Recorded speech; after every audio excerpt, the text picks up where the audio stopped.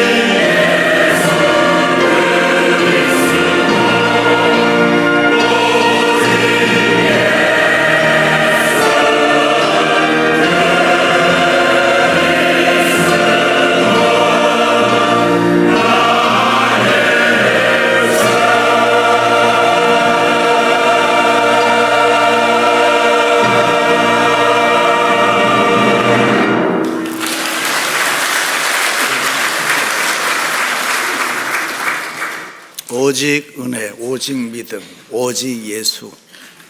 찬양 너무 잘해줬어요.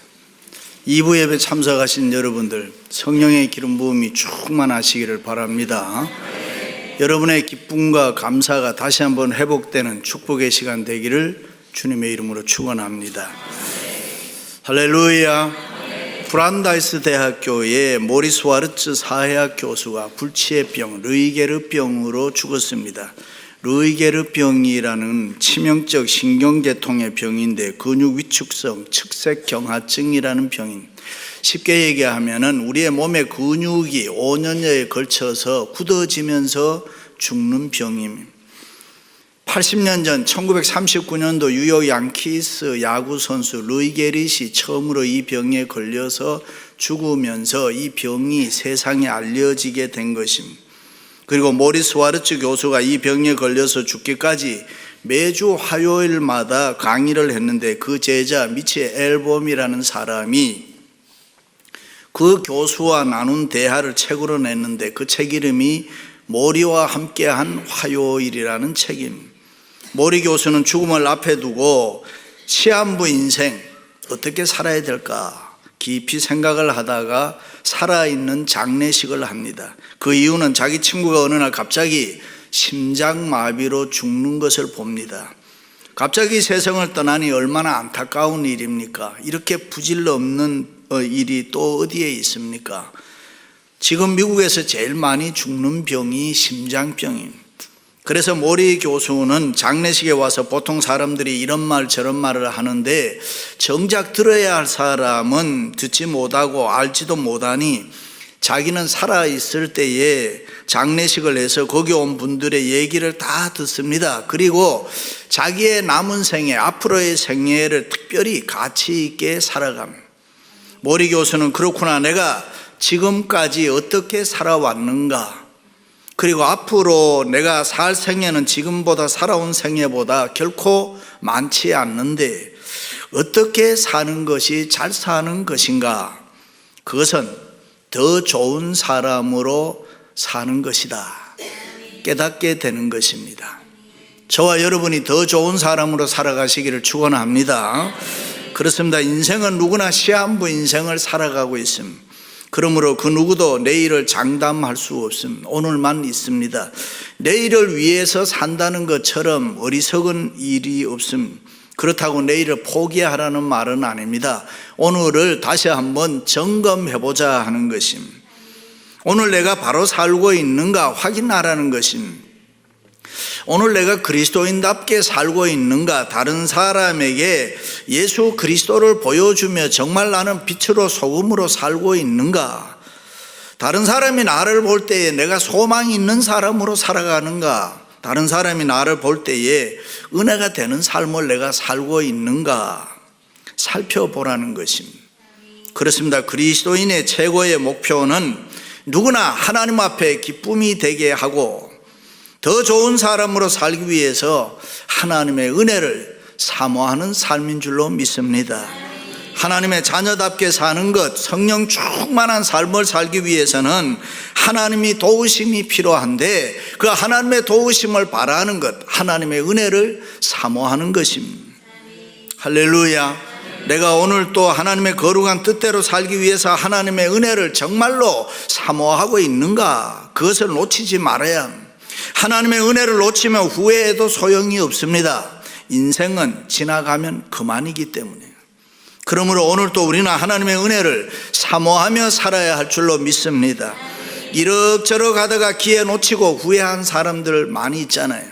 공부할 때 공부 안 하고 돈 벌어야 할 때 돈 벌지 않고, 신앙생활 열심히 해야 할 때에 신앙생활 열심히 하지 않고 나중에 하지, 그러다가 투레이트 지나가 버렸습니다. 일찍이 전도서 기자는 이 세상의 모든 일은 범사에 기한이 있고 정한 때가 있고 천하만사가 다 때가 있다. 그러면 무슨 이야기입니까? 기회 있을 때 하라는 것입니다. 그러므로 믿음으로 살아야 할 때 믿음으로 살아야 됩니다. 사랑할 수 있을 때 사랑하세요. 봉사할 수 있을 때 이 핑계 저 핑계 대고 빠지지 말고 열심히 봉사하세요. 특별히 회개할 수 있을 때 회개해야 됩니다. 회개하면 하나님의 긍휼과 자비로 덮어주는 것입니다. 회개할 때 회개하지 않으면 회개할 수 없을 때가 옵니다. 그래서 회개는 금방금방 해야 쉽습니다. 원점에서 조금만 멀어지면 깜짝 놀라서 빨리 해야 됩니다. 돌아와 할 때 돌아와야 되는 것입니다. 빨리 돌아와야죠. 멀리 떨어지면 돌아오기가 어렵습니다. 잘못하면 영원히 돌아올 수 없을 때가 옵니다. 그렇습니다. 어떤 일이 있어도 우리는 이 세상을 살아갈 때에 은혜를 사모하며 살아야 할 줄로 믿습니다. 행여라도 은혜 밖으로 밀려나면 안 되는 것입니다. 은혜 안에 살도록 은혜를 사모해야 됩니다. 은혜를 사모할 때 기쁨이 있습니다. 은혜를 내가 사모할 때 내게 소망이 있습니다. 은혜를 사모해야 아무리 힘들고 어려워도 하나님이 우리를 도와주시는 것입니다. 구원은 여호와께 있사오니 믿으시면 아멘. 그 하나님의 은혜를 사모할 때 세상의 모든 문제들이 저절로 이해되고 잘 되는 것입니다. 믿으시기를 바랍니다. 다윗 왕이 무서운 죄를 지었습니다. 충신 우리아의 아내를 밧세바를 빼앗았습니다. 그리고 자기의 죄를 덮으려고 우리아에게 특별 휴가를 줍니다. 그런데 우리아는 지금 전쟁터에서 전우들이 동지들이 죽어가는데 자기가 한가하게 집에 가서 휴가 가지고 아내를 안고 잘 수 있느냐? 거절하고 집에 가지 않았습니다. 큰일 났습니다. 그래서 충신 우리아를 전쟁터 최전방으로 보내서 참모장 요압 장군으로 하여금 뒤에서 활을 쏴서 죽이게 했습니다. 그때 그것을 보고 나단 선지자가 무섭게 책망을 했습니다. 자녀가 죗값으로 죽습니다. 드디어 다윗 왕이 회개합니다. 눈물로 처절하게 회개합니다. 시편에서 그는 이렇게 외칩니다. 하나님이여 하나님이여 주의 많은 긍휼을 쫓아 내 죄악을 지워 주옵소서. 그렇습니다. 다윗은 허물이 많았습니다. 죄를 많이 지었습니다. 그럼에도 불구하고 성경을 보면 다윗은 언제나 하나님의 은혜를 사모했습니다. 하나님의 은혜를 사모하여 사랑을 많이 받았습니다. 하나님의 은혜를 사모하면서 축복을 많이 받았습니다. 왜 그렇습니까? 다윗이 허물과 죄악이 많음에도 불구하고 그토록 하나님의 은혜를 많이 받았을까? 어떻게 이런 사람이 하나님의 축복을 받았을까? 그것은 하나님의 은혜를 사모했기 때문입니다. 은혜를 사모하며 살았기 때문에, 하나님의 은혜가 얼마나 중요한 것을 알았기 때문에 하나님 나는 하나님의 은혜가 필요합니다. 하나님의 은혜가 있어야 살아갈 수 있습니다. 하나님의 은혜를 사모하며 살았습니다.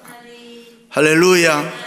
그렇습니다. 하나님의 은혜를 사모하는 사람은 모든 것을 다 하나님의 은혜로 볼 수가 있습니다. 은혜를 사모하며 세상을 보니 모든 것이 아름답습니다. 은혜를 사모하며 보니 세상이 아름답고 좋습니다. 은혜를 사모하는 사람에게 조건이 없습니다. 자격이 있다 없다 할 것도 없습니다. 하나님의 은혜를 사모하니 세상을 초월할 수 있는 것입니다. 은혜를 사모하니 가슴이 설레는 것이고, 은혜를 사모하니 나에게 기쁨과 감사가 넘치는 줄로 믿습니다. 할렐루야. 교회 생활도 하다 보면 가끔 언짢은 일이 있을 수가 있습니다. 정말 보기 싫은 사람도 있고 기분 나쁘게 하는 사람도 있습니다. 그럴 때 어떻게 해야 됩니까? 이해해 주어야 합니다. 그렇지, 나도 주님 보실 때에 부끄러운 것이 많은 사람인데 내가 이해해 줘야지. 몇 년 전에 예수 믿고 화제가 된 이어령 씨의 글을 보면은, 미운 사람, 보기 싫은 사람은 앞을 보지 말고 뒷모습을 보아라. 왜 그랬을까? 뒷모습을 보면은 측은한 생각이 든다. 측은함이 있다는 것입니다. 그렇습니다. 은혜를 사모하는 사람은 이러쿵 저러쿵 말하면서 넘어지지 않습니다. 무슨 일이든지 이유와 핑계를 대지 말아야 됩니다. 누구 때문이다, 환경 때문이다 변명하지 말아야 되는 거죠. 왜냐하면 은혜를 사모하는 사람이기 때문에. 사람이 타락하고 넘어지는 것은 순간적이지 않습니까? 사람이 건강 잃어버리는 것, 사람이 실패하는 것 아주 쉽고 순간적이지 않습니다. 그런데 대개는 쌓인 경고, 워닝이 먼저 온다는 것입니다. 그 경고가 올 때에 우리는 깨달아야 되는 것입니다. 그것을 놓치면 안 되는 것입니다. 그렇습니다. 우리는 이 세상의 삶을 살면서 이런 예배를 통해서, 말씀을 통해서, 아니면 성령을 통해서 항상 하나님의 경고를 받게 되는 것입니다. 그때마다 주의 음성에, 하나님의 말씀에 진실하고 정직하게 내가 서야 되는 것입니다. 그때마다 뉘우치고 회개하고 하나님 붙잡고 하나님 없이 난 못 삽니다. 하나님의 은혜를 사모해야 되는 것입니다. 은혜를 사모할 때 하나님께서 깨닫게 해주시고 느끼게 해주시고 때로는 돌이키게 해주시고 알게 해주시고, 할렐루야. 그렇습니다. 우리가 하나님의 은혜를 사모할 때 하나님 말씀 따라 이 세상 정로로 갈 수가 있는 것입니다. 그러므로 성도는 하나님의 은혜를 벗어나면 안 되는 것입니다. 그 은혜를 무시하면은 다시 돌이킬 수가 없습니다. 그러므로 하나님의 은혜를 사모하며 살아야 됩니다. 하나님의 은혜를 사모할 때 모든 것이 좋습니다. 하나님의 은혜를 사모할 때 모든 것이 가능하고 기쁘고 행복합니다. 사람에 대해서, 세상에 대해서 불만은 없습니다. 어떤 조건도 없습니다. 원망도 불평도 없습니다. 억울한 마음, 속상한 마음, 그런 것도 없습니다. 누구를 정죄하고 교만한 마음도 없습니다. 맞습니까? 그렇습니다. 우리는 이 세상 살면서 특별히 사순절을 보내면서 주님의 고난을 통하여, 말씀과 성령을 통하여 이 워닝, 경고를 받아야 되는 것입니다. 경고를 받을 때 때로는 결심하고 각오해야 됩니다. 때로는 주님께 매달려서 몸부림쳐야 되는 것입니다. 그것이 은혜를 사모하는 마음이기 때문에, 깨달아야 할 때 깨닫고 느껴야 할 때 느끼고 돌이켜야 할 때 돌이키는 것, 그것이 은혜 사모하는 사람들의 마음인 것입니다. 형제들아, 너희는 누가 믿지 아니하는 악한 마음을 품고 살아계시는 하나님에게서 떨어질까 조심할 것이요, 누구든지 제 유혹으로 완고하게 되지 않도록 해라. 다시 말해, 제 유혹으로 악하고 강팍하게 완고하게 내 마음이 굳어지지 않도록 해라. 그런 삶은 은혜 밖의 삶이다라고 이야기해요. 그렇습니다. 때로는 어렵고 힘들 때보다 형통하고 신앙이 잘 될 때 신앙생활하기가 훨씬 더 어려울 수 있습니다. 금식을 해보면 몇 끼 굶으면 코가 아주 센시티브해져요. 냄새에 대해 센시티브해져요. 그러나 배가 부르면 코가 자연히 무뎌집니다. 맛있는 음식이 많이 있어도 배부르면 별 생각 없습니다. 신앙생활도 그렇습니다. 배고프고 힘들고 어려우면 하나님 이름 부르고 하나님을 찾습니다. 처음 우리가 이민 왔을 때 하나님 도와주세요, 하나님 도와주세요, 얼마나 눈물로 기도했잖아요. 얼마나 기도 많이 했어요.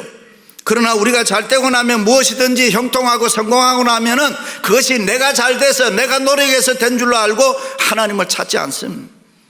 하나님을 잊어버리기가 쉽습니다.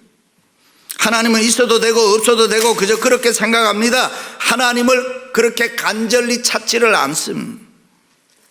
어떤 장로님이 돈 좀 벌었어요. 성공했어요. 좋은 집 새로 구입해서 많은 사람들 초대해서 파티를 열었습니다. 찾아온 사람들이 인사합니다. 장로님 축하해요. 얼마나 집이 좋은지 몰라요. 그럼 여러분 뭐라고 합니까? 뭘요? 우리 집보다 더 좋은 집이 많은데. 꼭 그렇게 이야기를 해야 됩니까? 그저 감사합니다. 하나님의 은혜입니다. 이 하나님 이름 좀 못 높여드리냐 그 말이에요. 집사님에게도 옷이 너무 이뻐요, 참 아름답습니다. 그럼 뭐라 그래요? 뭐 동대문 시장, 남대문 시장, 아니면 수아밋에서 20불 주고 샀다. 누가 옷값 물었습니까? 그냥 감사합니다 그러면 되는데, 성경은 그런 모습을 교만이다 그렇게 해요. 두렵건대 내 마음이 교만하여 내 하나님 여호와를 잊어버릴까 하노라. 두렵건대 내 눈과 내 손의 힘으로 내가 이 재물을 얻었다 할까 하노라. 내 하나님 여호와를 기억해라. 그가 내게 재물 얻을 능을 주셨음이라. 믿으시면 아멘. 그렇습니다. 하나님이 우리에게 재물의 복을 주셨기 때문에 부자 됐습니다. 하나님이 우리에게 은혜를 베푸셨기 때문에 우리가 잘 되고 우리가 형통하고 우리가 성공하게 된 것입니다. 누가 축하합니다. 얼마나 좋으세요? 예, 축하해 주셔서 감사합니다. 이 모든 것이 다 하나님의 은혜입니다 이래요. 할렐루야. 잘 될 때, 형통할 때, 성공할 때 하나님의 은혜 잊지 마세요. 하나님이 은혜를 나타내세요. 하나님이 나는 하나님 없이는 못 삽니다. 하나님이 날 도와주셔야 됩니다. 하나님의 은혜가 내게는 필요합니다. 하나님의 은혜를 사모하시기 바랍니다. 할렐루야. 사람이 나이를 먹고 늙으면 굳어지기가 쉽습니다. 그게 특징입니다. 굳어지는 게 특징입니다. 그래서 넘어지면 잘 깨지고 부서지고, 그래서 연세를 잡순 분들은 넘어지지 않도록 조심해요. 그러므로 나이가 많으면 굳어지지 않도록 항상 운동을 해야 돼요. 움직여야 됩니다. 방 안에서도 걸으세요. 자꾸 걷고 움직이고 가만히 있으면 안 되는 거예요. 자꾸 움직여서 부드럽게 하는 것이 좋다. 걷는 게 참 좋습니다. 움직이는 게, 팔다리도 움직이는 게 좋단 말이에요. 성경에도 일어나라, 걸어가라, 뭐 찬송에도 걸어가라, 걸어가세, 뭐 자동차 타고 비행기 타고 다녀라 이런 거 없잖아, 성경에는. 굳어지지 않도록 움직여서 부드럽게 해야 된다는 거예요. 굳어지면 느낌이 없습니다. 굳어지면 무뎌지는 것임. 신앙생활도 마찬가지입니다. 어떤 여집사님이 남편에게 여보 당신 또 태어나도 나하고 결혼할 거지? 야 미쳤나 내가 너하고 또 결혼하게? 그 말마디 한 번 했다가 아무 의미 없이 굳어져서, 이제는 굳어져서 생각 없이 얘기했다가 석 달 밥 못 얻어먹었다 그러잖아요. 그래서 절대로 굳어지면 안 되는 거예요.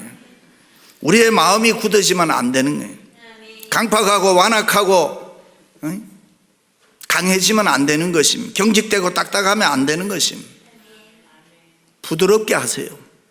온유하고 겸손하고 열려있는 사랑의 마음으로 항상 은혜를 사모하는 마음으로 살아가시기를 바랍니다.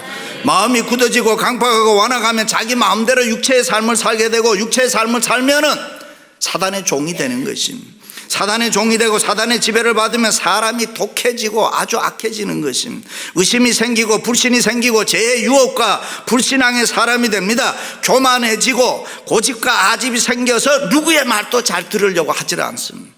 그래서 성경은 악한 마음 품지 말고 내 마음이 강팍하고 완하게 해서 하나님에게로 떨어질까 조심해라. 부모도 강팍하고 완악하면 안 됩니다. 교회와 성도는 굳어지면 안 되는 것입니다. 사단의 노예가 되면 부드러움이 없어지는 것이 특징입니다.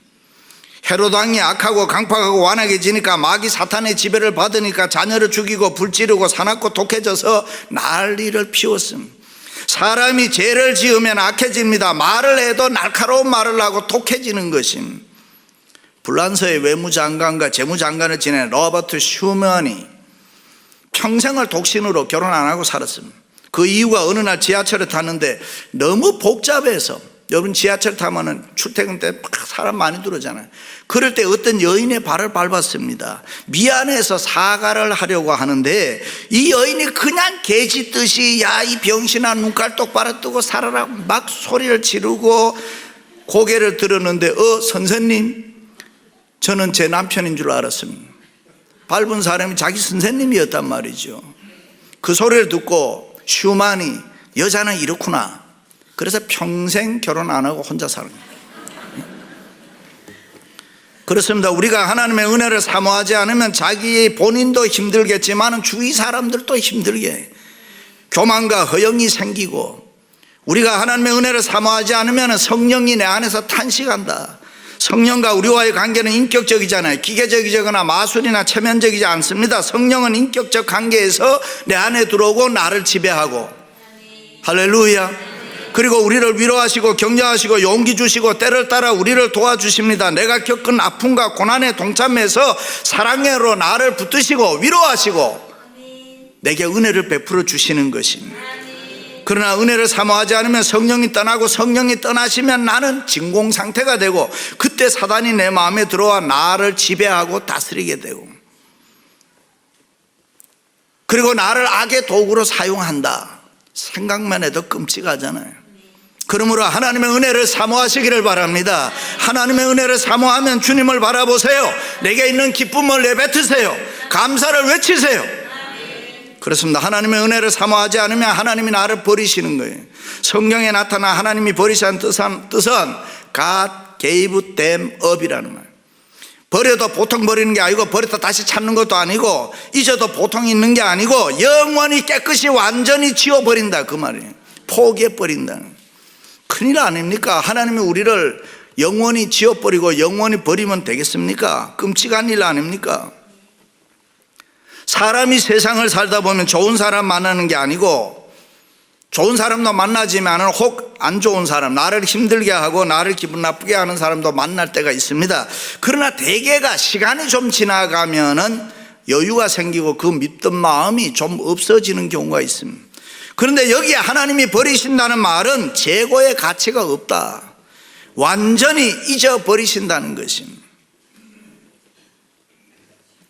왜 교회를 좀 오래 다니신 분들이 장로, 권사, 목사들이 은혜를 잘 못 받느냐?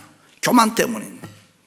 항상 자기는 됐다라고 생각하고 은혜를 사모하지 않기 때문이라. 사울 왕이 겸손할 때 하나님께 부름받아 왕이 됐지만 교만할 때 하나님 버렸습니다.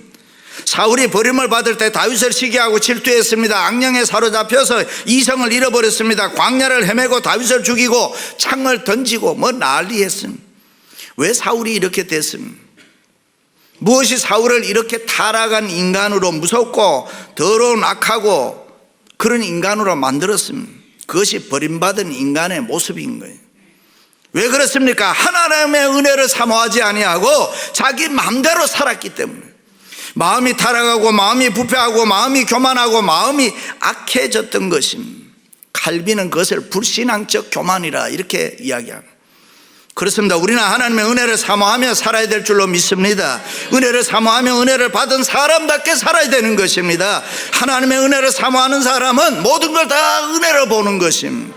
하나님의 은혜를 사모하는 사람에게는 조건이 없습니다. 있다 없다 된다 안 된다라고 할 것이 없습니다. 하나님의 은혜를 사모하는 사람에게는 불가능이 없습니다. 그 사람에게는 잃어버린 것, 실패한 것, 손해본 것, 절망적인 것, 지나보면서 내게 안 됐던 것 문제되지 않습니다. 헬렌 켈러는 나는 받은 은혜가 너무 많음으로 못 받은 게 뭔지를 모르겠다.